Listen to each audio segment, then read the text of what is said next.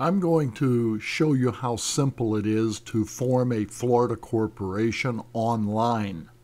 Florida has made it very easy to form a corporation or an LLC, any business entity that the state recognizes, but you first must go to sunbiz.org.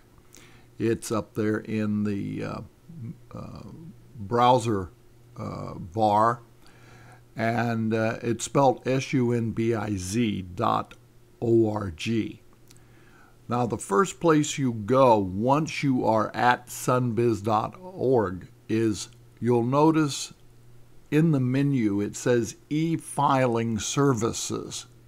And if you scroll down, you will find Florida Profit Articles of Incorporation. Click on that. The page that comes up is actually a disclaimer page, and Florida wants to verify that you are forming a corporation for profit in their state. So you're going to need to click on this box that says I accept the terms of the disclaimer, and once you have that clicked, you click on Add Filing and Pay Fees. The next page that comes up, and I'm going to adjust it a little bit so you get all of it here, is the actual Florida Profit filing page. Now it's long. I'll scroll down and show you just how long it is. It's one page, pretty lengthy, but very easy to fill out. The first part of it that you want to take care of is the actual filing information. Now, the first question they ask you is the effective date for the filing. This is the day you are going to actually begin the corporation. You want to put a date in there. If it's today's date, put today's date. If you are wanting to form the corporation a week from now, put that in. The filing fee is $70 in the state of Florida. Now, this confuses a lot of people. I generally check certified copy because if I'm going to open a bank account, I like this page that the state of Florida sends that I can give to the bank, or they can make a copy of it, and it's $8.75. So for $78.75, you have a corporation formed and you have a certified copy that the state sends back to you. The next box is extremely important. You want the exact name of how the corporation is going to be formed. Fill out the full name. And the only thing that might be abbreviated is INC, but everything else should be filled out in its entirety.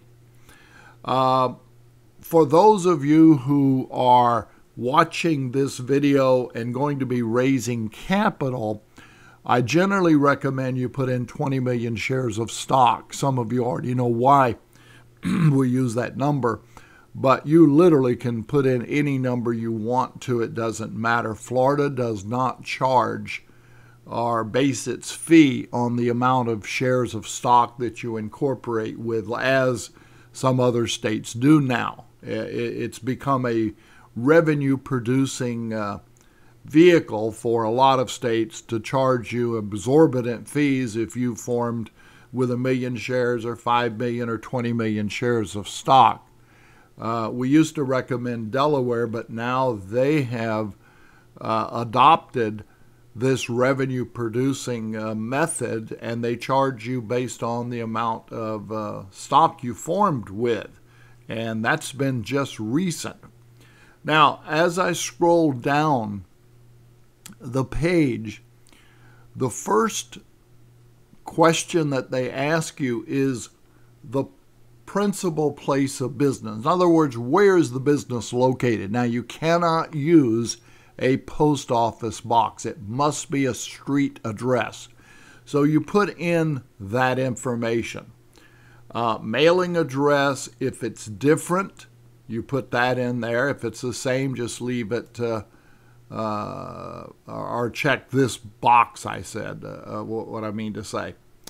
The next thing that you want to do is who the registered agent is going to be. As in all states, you must have somebody residing in that state that is the agent of process or the statutory agent or the registered agent.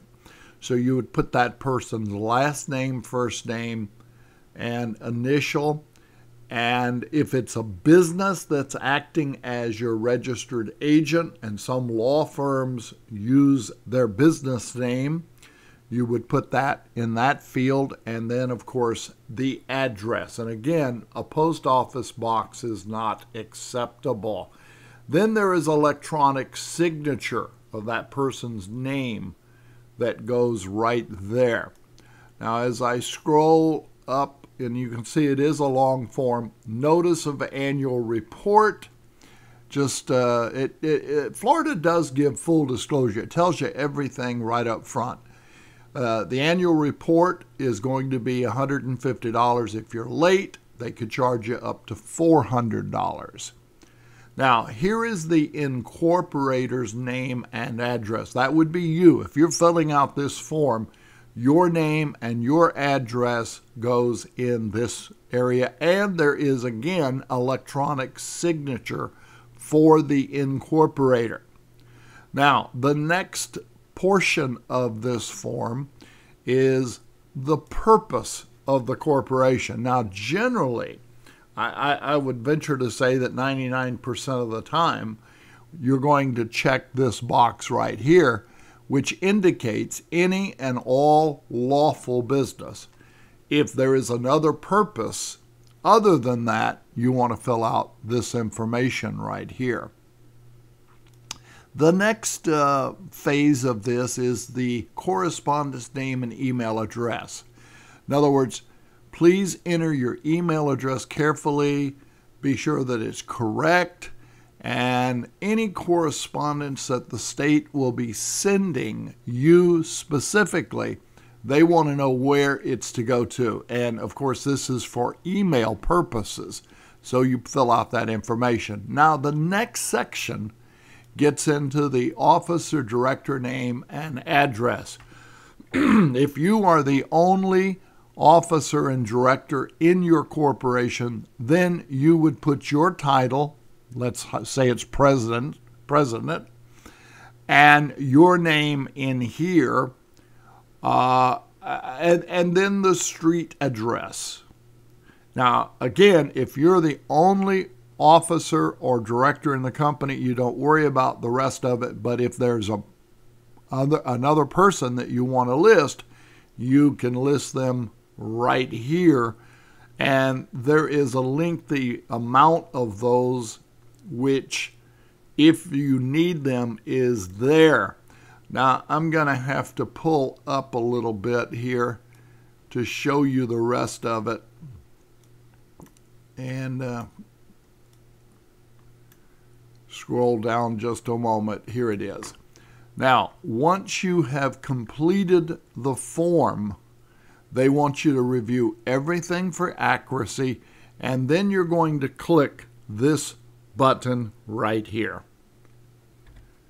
Now, the next page that comes up is actually a copy of what you've already filled out. I want to enlarge this so we can scroll. Now, I put in a fictitious filing so that I could go on this page with you, but you want to review this for accuracy. And once you are satisfied that everything is as you want it, click right here. Now, what comes up is this box that's asking you, did you review everything for accuracy? You want to click on it right there.